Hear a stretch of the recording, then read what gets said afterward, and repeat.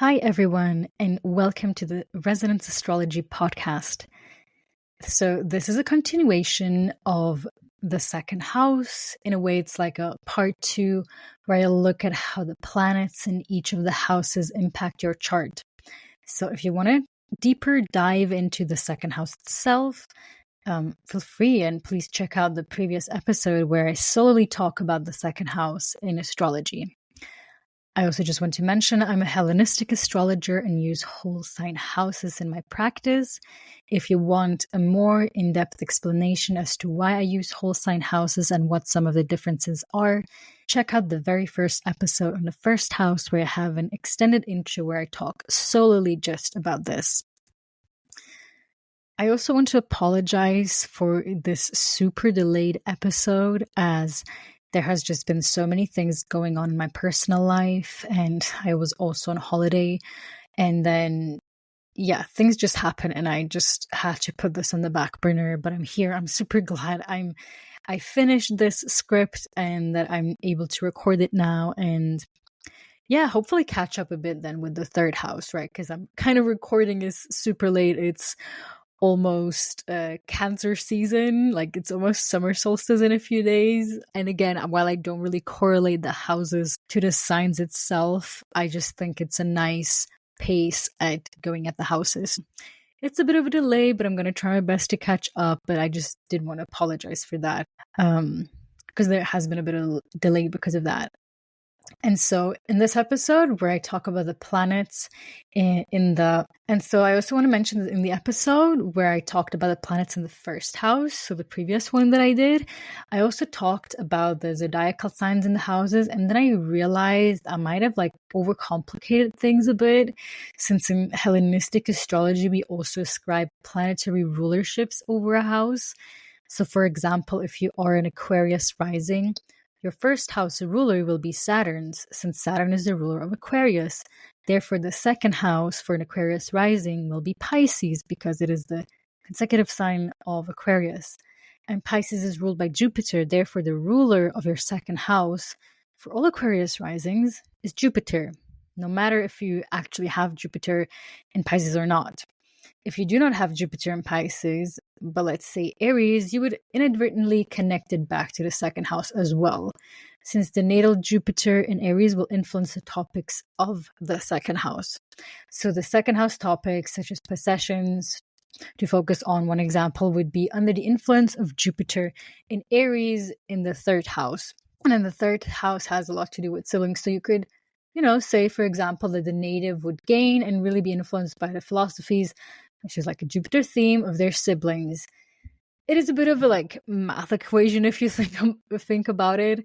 And what we're doing here is to really look at this, and in depth, you would need a proper consultation anyways.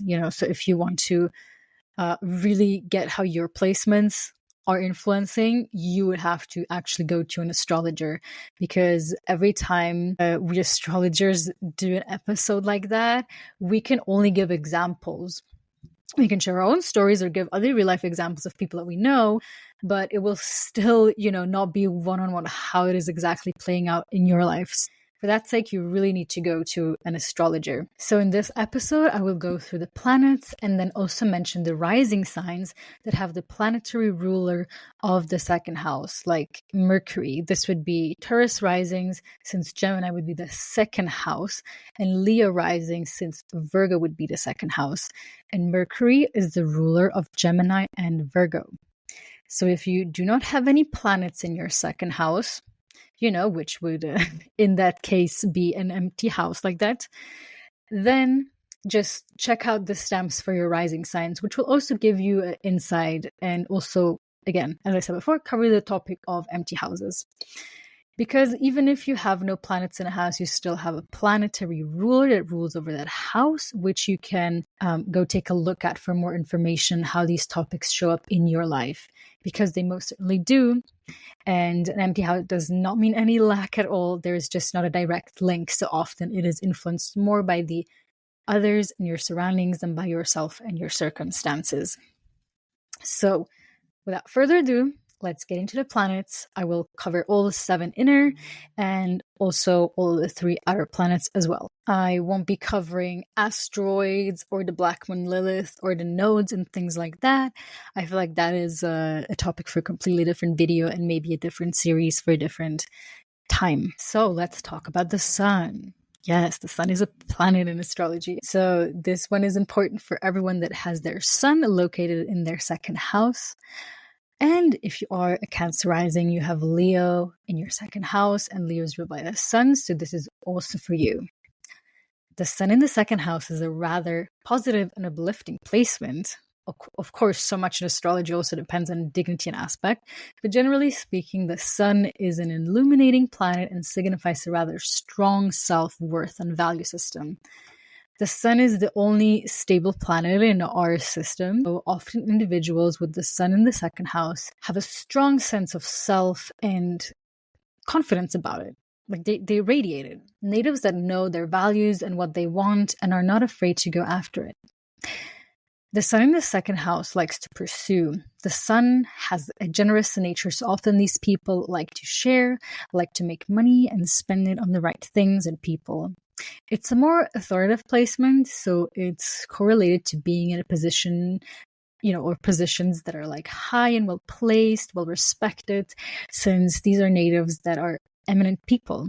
The sun is a very golden planet in the most like literal sense, so it's often people that have this golden path of how they want to work and live and create their lives. It's a bit like the good old finish your degree, get a job at a high-paying company, get a partner, get married, buy a house, get kids, etc., type of like ideal life, that these individuals could strive for, since it's like considered the golden path, you could say, in a way, and the sun really likes this set out golden path and to follow it, like this ideal version. And the sun is about the, again, correct path, and a path that has worked for many years and will continue to do so. The sun is about longevity, so often these individuals are people that care about their offspring and want to provide for their lineage so that the wealth can grow and continue. The sun in the second house usually also does not shy away from being flashy and showing off what they have. Good clothes, amazing houses, etc., and all of that. People that have visible wealth and like to kind of show what they do, show off. The shadow side of the sun in the second might be that it can get attached to this perfect golden path and resist any sort of change when life does not go in the direction they had planned, when they cannot work the job they studied for, when the partner leaves them. There can be an attachment to material pleasures and a luxurious lifestyle and just over spending in expensive items. The type, where it's like, for what are you buying things, like for your own pleasure or to just, buy things you don't need to impress people you don't like, type of thing. The sun in the second house might also get to, be a bit more egotistical and be afraid to share. The sun in the second house also has an optimistic quality, which can be wonderful and helpful. And at the same time, it might also be a moth to the flame that can get blinded by the lights and the glitz and the fame and run into trouble because of that. Now let's head over to the moon, which is also considered a planet in astrology. Okay, so if you have the moon in your second house or you are a Gemini rising, this one is for you. The moon in the second house makes us take another look into resources. As for the native with the moon in the second house, feeling safe and secure is probably one of the biggest values they have. Now, safety and security does not only come from money alone, and there are plenty of people that have more than enough money and do not feel safe and secure inside at all. So ideally, the moon in the second house wants enough material security, but not too much. It gets like paranoid about it, and not too little, so it has to live in survival mode. Since the moon changes so much, this might also translate into the various life phases and spending and accumulating and descending natures of the native's life. The moon fluctuates, and so does do the possessions and the values. It is a placement that can adapt, and if not, needs to learn to do so. The moon in and of itself has the nature of fate and fortune, which is ever changing, which just leads us further down this route of explaining how the moon in the second house leads to so many changes in the native's life. There might be many gains and many losses in different ways. The moon also has to do with the body, and the body we have and its state and health might actually be a very underappreciated resource we often forget about. It is actually a very good placement for body workers and people that make money with their, body. And yes, this includes all types of body work, most definitely can also lead to making money from, with emotional work. So like therapists, grief work, doulas.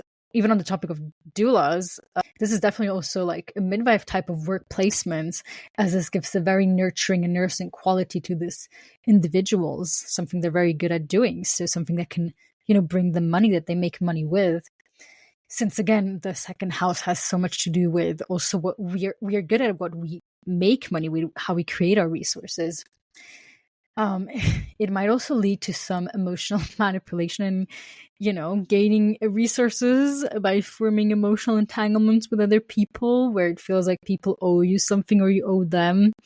The moon is also more, secretive placement, which again goes into this idea about some sort of like perhaps manipulative quality going on in the background, just like individuals that don't like or are more shy to show off what they have. Also totally possible, right? I just want to expand the examples so you can kind of see the good and the bad, or like the more pleasant and unpleasant side of things.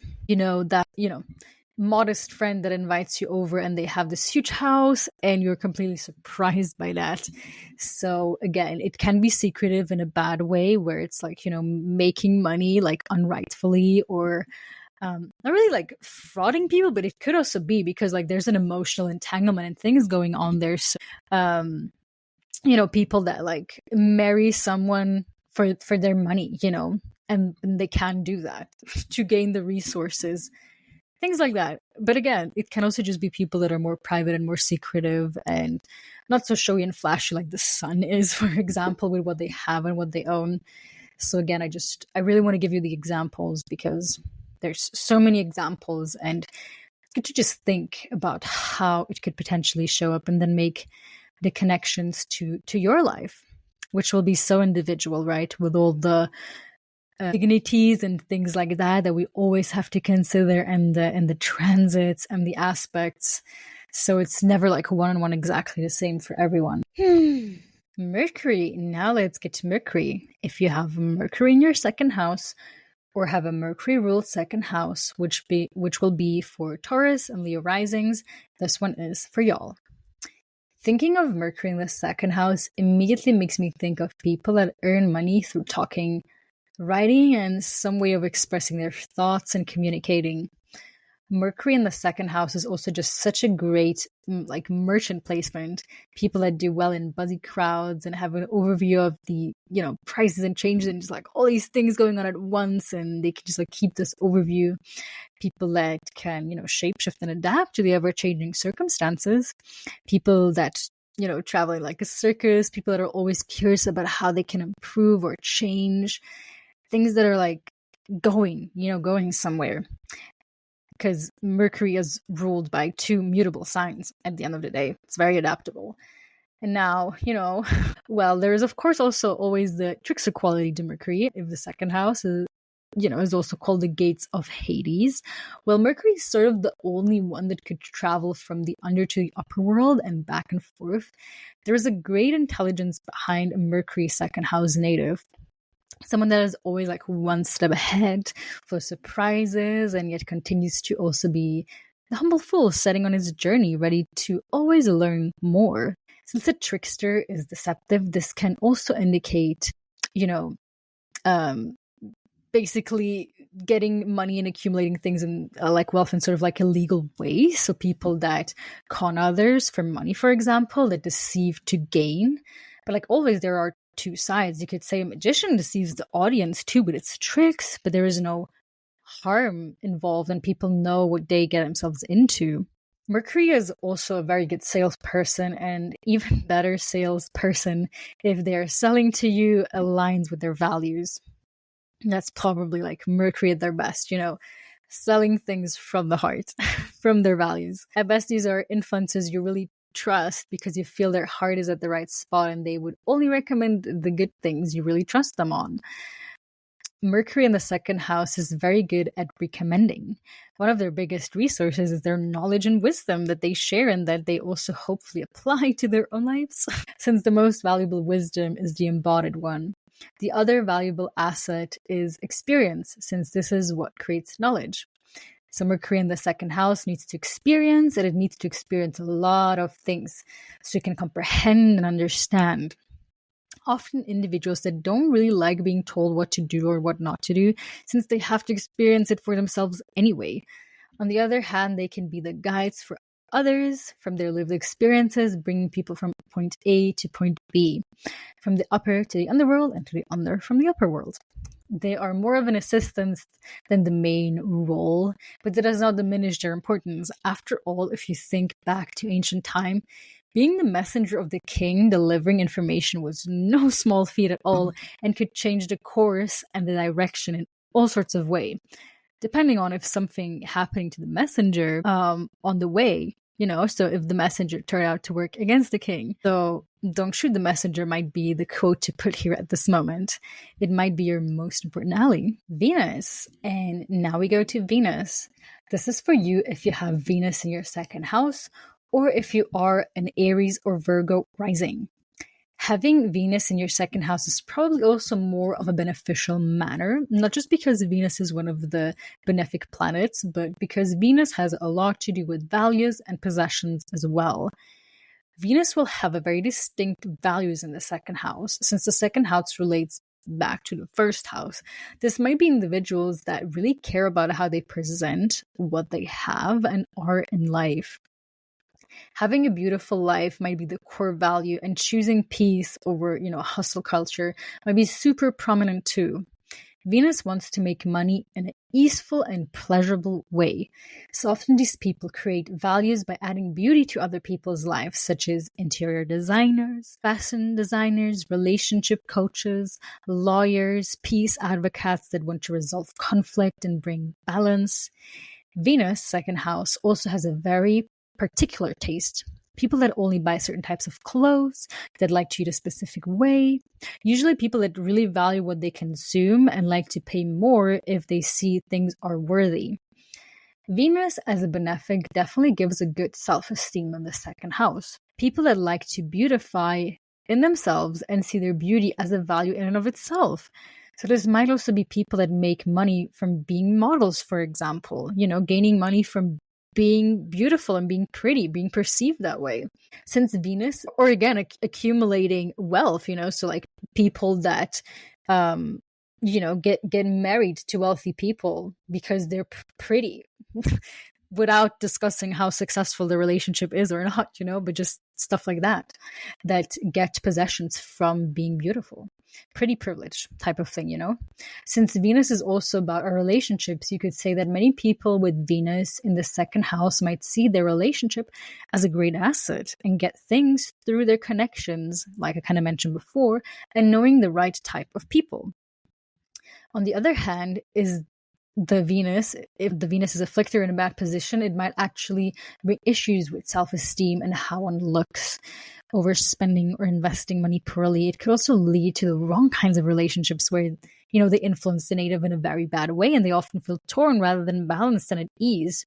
There might be a bit of a pursuit of happiness that is impossible to reach, and people that are overly obsessive and possessive around what they own, want, and have.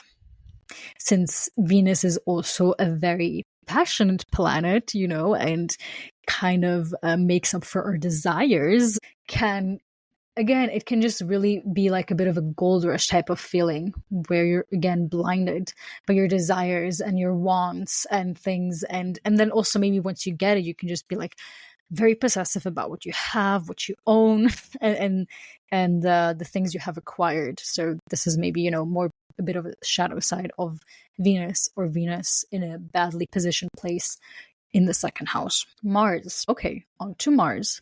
If you have Mars in your second house, or if you are a Libra or Pisces rising, listen to this section. Mars in the second house is a more dynamic placement, as it is so often where Mars is located, since Mars brings so much of our vigor and passion from life. Mars in the second house is a powerhouse of knowing what they want, knowing how to get it, and getting it.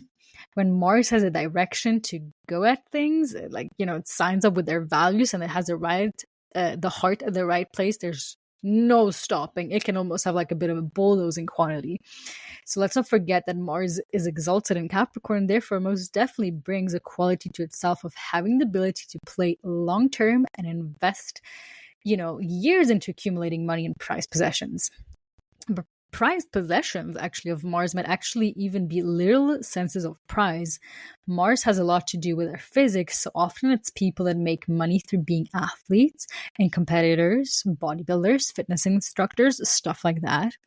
I certainly could also see people that are motivational coaches in whatever way. People that have the power to get things moving and rolling for others, help them surpass boundaries and obstacles. The values of a Mars second house will be very clear and upfront. People that are not afraid to voice their opinions and stand up for themselves and what they need, believe in, what they value. Mars in the second house can also be a confidence boost, as insofar that it has the confidence to go after things that it wants, which is very useful, or can be very useful.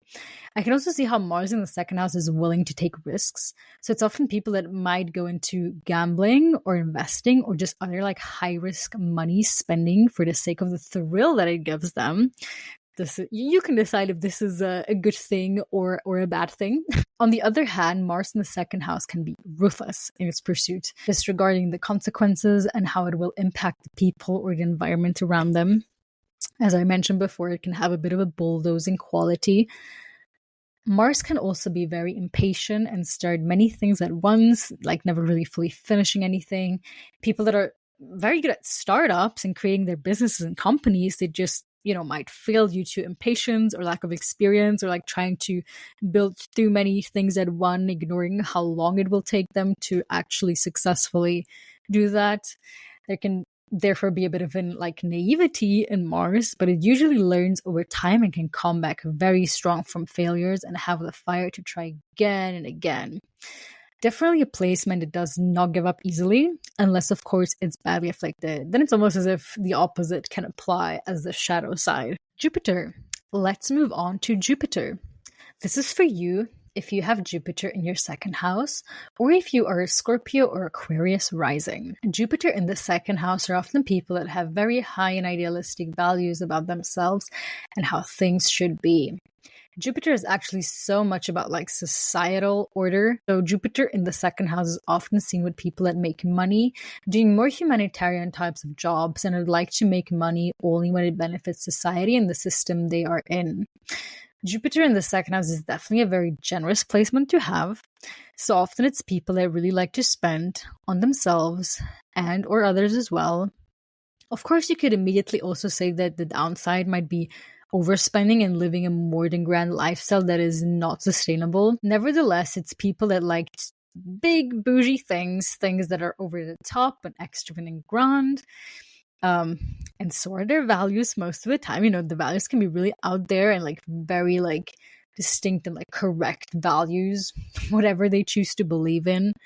Jupiter in the second house is not afraid to overflow for a wedding or a small trip that turns out to be like a 5-star luxury hotel endeavor. But again, it's so often people that are generous to others as well. Yes, the second house might be a bigger emphasis on the native itself, but so often Jupiter likes to give for the sake of giving, because it's a good feeling to have the resources to give and enrich other people's lives by, the own wealth, no matter if it's material or spiritual wealth. Jupiter in a second house likes to share. Jupiter is also about protection. So they might often feel like there is an invisible shield of protection when it comes to their possessions, and they might be or feel lucky, like selling the house at the right time, buying a stock when it's super low and then it exponentially rises, being safe from burglars, evading people that want to somehow steal something. There's just always some sort of luck and protection going on wherever Jupiter is, in your chart. Unless, of course, Jupiter is in a bad position, then sadly you could say the opposite could apply. Jupiter in the second is also so much about having faith that one will always have enough and one will always acquire the knowledge and have the resources they need to have at any given moment. It's really a trust that Jupiter puts into seeing that, hey, money is really not my only resource. There's so much more, like the fact that I got this job by recommendation from a friend, that I'm able to travel for half a year because I found the perfect people to rent my house out and pay for the expenses. It's very individual what enough means to every single one of us. And there is obviously like another force, that dictated in which circumstances we were born to. But ideally, we get as much as we can handle. If we can handle managing 10 properties, that's amazing. But if it's more so overwhelming, then it might be too much. Jupiter most certainly can be a bit too much of the good in and of itself. Suddenly winning the lottery can have many downsides too. Not knowing what to do with the 10 properties we own and just letting them rot, well, that's absolutely not really great either. So ideally, Jupiter in the second house trusts that whatever needs to come will come, whatever needs to go will go, and that no matter what, there will always be some sort of luck and safety and protection, like protecting hand that will take care that our needs will always be met in amazing ways. Saturn. Okay. And now on to the last inner planet, which will also be the last planet to cover the zodiacal rulerships since I use traditional rulerships. So this one is for you if you have Saturn in your second house, or if you are a Sagittarius or Capricorn rising. Now, Saturn rules over our bounds and rules opposites, which is interesting because we usually don't associate Saturn with the word extreme so much, but Saturn most definitely is prone to extremism in its own sort of way and can swing from one side of one extreme to the other side. Let's not forget that Saturn is exalted in Libra, which is about the scales. So in some way, you could say that Saturn in the second could be about someone that likes a well-established career path and wants to earn good money and feel financially secure and make it in society. And on the other hand, Saturn in the second house might also be about someone that hates the establishment and wants to live on the outskirts in a much more simple and frugal life. Saturn in the second house can be also very stingy about resources. So much as in that it does not like or want to share with others or even spend on themselves. I'm thinking about people that really do have a lot of money, yet they decide to live very modestly for whatever reasons, or are actually still afraid of losing it, so they don't ever spend anything on themselves or others. And at the same time, Saturn is also very realistic about life. It's people that are very aware that when they die, none of the physical acquisitions will come with them. So often it can also be people that really pursue knowledge and wisdom over material gain. Or if they do acquire material gain, not make a huge fuss about it. This can also be people that get an inheritance or leave an inheritance. These are people that value things that are eternal in time, the things that show themselves to be true over and over again. These can also be people that devote themselves to mission or service and go on to serve and live like monks or nuns, again, restricting how the wealth comes in, just not putting the material possessions at the forefront. Saturn in the second house wants to do things for the long term. So it's often people that work the same job their lifetime, that spend building a whole company over years, and often people that acquire perfected skills over years, becoming artful masters at whatever they choose to do and devote their lives to. These are people that value things that, that took time to make. So Saturn in the second house would rather live in an old historic house and renovate it and give it a second life as opposed to building a new modern house. Saturn in the second house appreciates other masters and watching their skills and learning from them. Saturn in the second house appreciates hard work and expertise, and it is not easy to just trust anyone. Saturn in the second house can also easily run into the trap of not trusting anyone but themselves and retreat into isolation. Saturn in the second house is definitely not a high self-esteem planet. If anything, it's usually people that are afraid of being frauds or imposters and have a very hard time acknowledging that they actually do know what, that they do actually have knowledge and expertise. It's like people that really hold themselves back into like creating things because they just fear there are imposters, they're not good enough, even though clearly they have studied years and have gained experiences. It just might take a longer time with Saturn, as always. Saturn in the second house can also get very existential and have a hard time doing things, as it often questions for what. If Saturn in the second house does not have any long-term reason and motivation to do anything, it can be very hard to pursue and get going and take action. So let's move on to the 3 outer planets. So we're going to start with Uranus.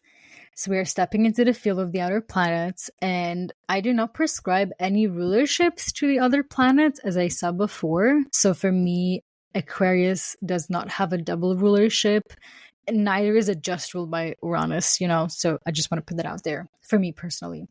And I also do not believe they are of utmost importance in a natal chart, unless they form a very close aspect to the other planets, and especially if they have a conjunction, meaning they are at the same degree or no more or less than 3 degrees apart from other planet. So if you have Uranus in your second house with any other planets or close aspects, Uranus might not be so active or show its face until a transit hits it closely. Since Uranus is the planet of more so unexpected changes and plot twists and awakenings, this would lead to perhaps some intense episodes of loss and gain in the material realm, where the native could gain a lot of money or also lose it, depending, of course, as always, on other configurations and transits. Since the second house is also about our own acquired resources, Uranus, as electrifying of a planet that it is, could almost have a sort of awakening quality to how you want to acquire and spend your resources. This is about, getting sudden bursts of innovative energy and exploring alternative ways on how to make and create money and create your life. You could be in a unique position on how it is that you make a living, with probably some very, bizarre talents and abilities, because Uranus is very much about the bizarre things. It's also a way you stumble upon having these talents and abilities that might be very weird and totally out there.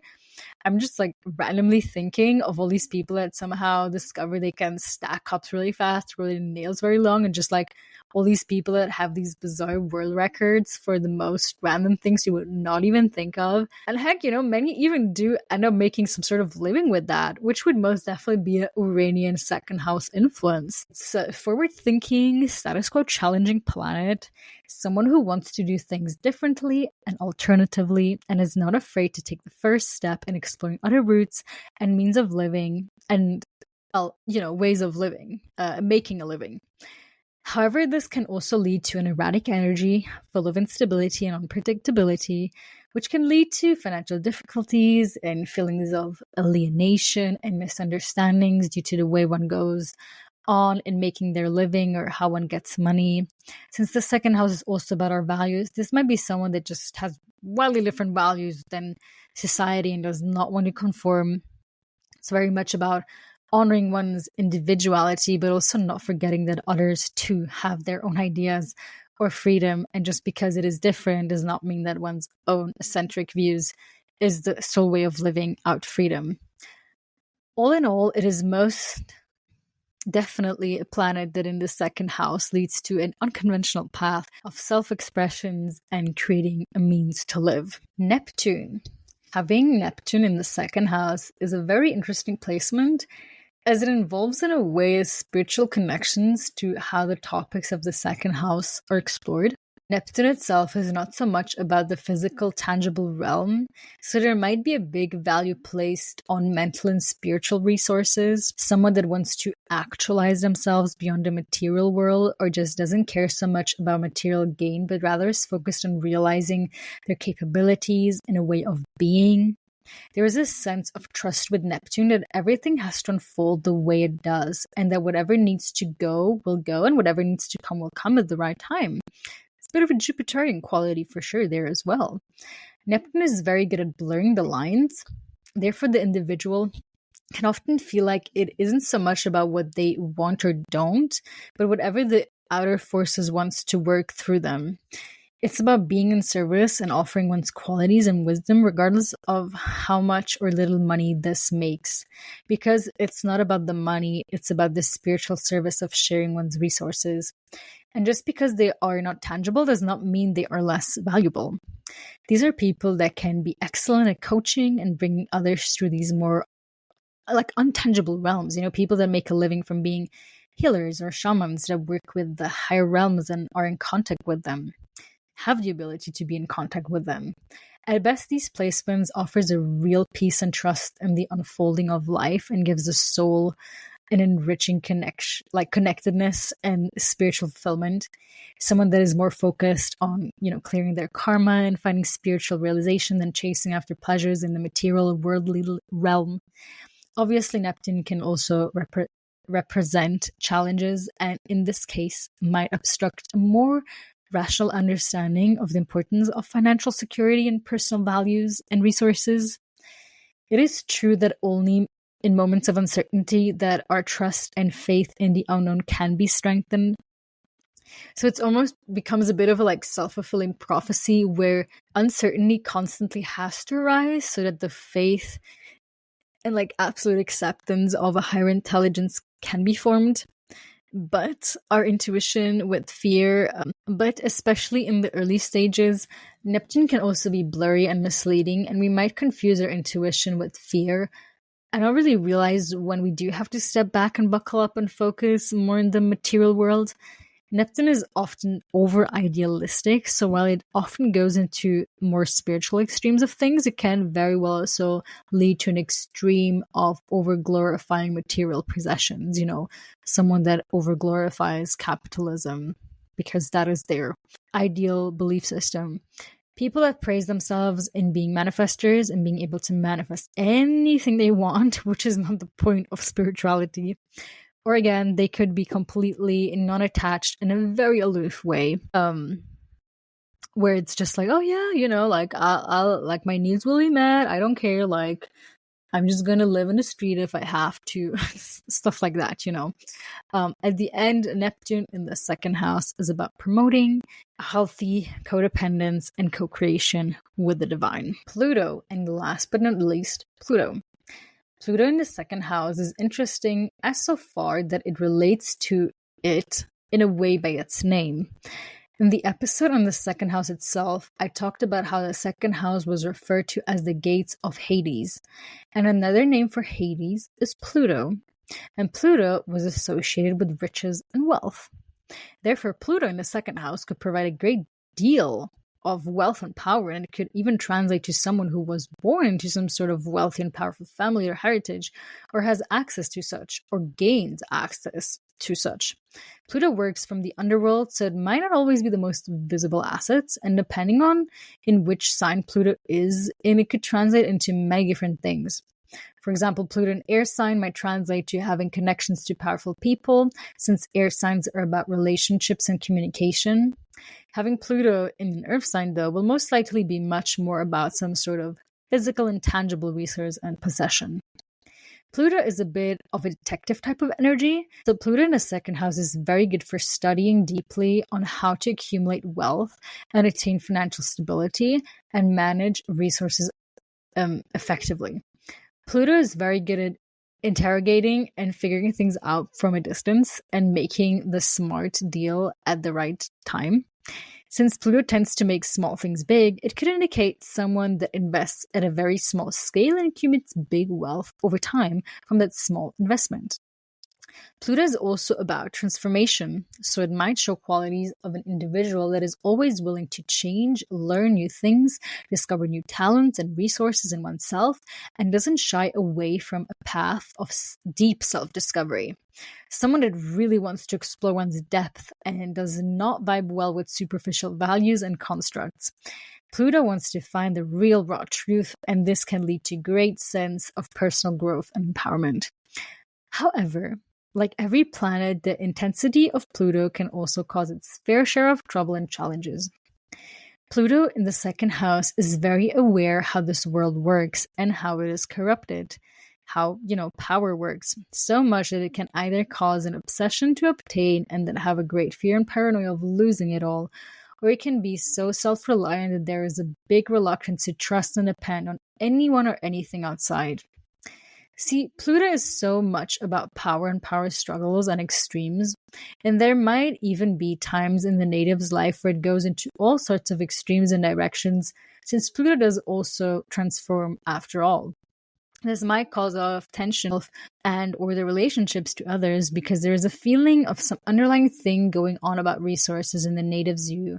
Might be really skewed since it's handling from a completely different point of view and experience. There is definitely something controlling about Pluto too. Despite its transformative quality, it's a very primal type of energy, like Mars in a way, we can really highlight our more animalistic and instinctual nature. Pluto in the second house can get very paranoid around the idea of self-preservation and security instead, and trusting the process to unfold. It's almost like the opposite of Neptune in that way, and because of this, the transformative process can get very emotionally charged and painful at times, since life is all about ups and downs and realizing that we are constantly obtaining and letting go of things. Often Pluto has to go to extremes so it can find a middle ground. So this makes for a very dynamic placement and journey in the individual's life. So this concludes going through all the planets. I hope you got some ideas and I hope you enjoyed some of the explanations.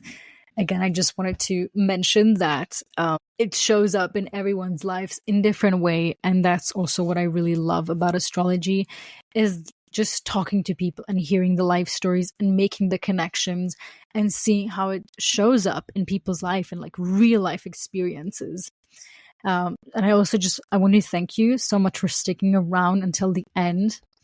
If you have found this useful, I appreciate if you give this episode a like or share with someone you know, or leave a comment. I mean, please feel free to comment what your second house ruler is or what planets you have in the second house.